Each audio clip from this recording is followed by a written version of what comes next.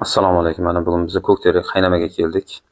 Shu ko'rib turgan hovlida o'sha 1,5 sotuvdan tashkil topgan 4 ta xona, 2 ta sanuzildan tashkil topgan, 2 ta podvali bor. Shu xonadonni suvga qo'ygani keldik. O'zimizdan chiqqanimizda o'ng qo'lda oshxona, katta panoramli oynalar qo'yilgan. Darvozaxonamiz, hovli. Bizada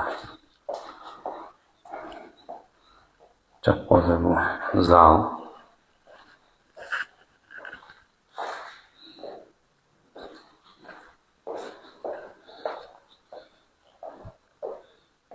Bitta spalniy.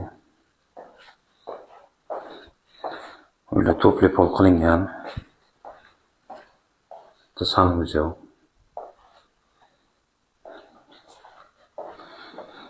Bu yerda yana bitta spalniy. Shamol aynan shu oynalar tashlab ketilgan. Bu yerda yana bitta spalniy, sanuzel o'zi bilan.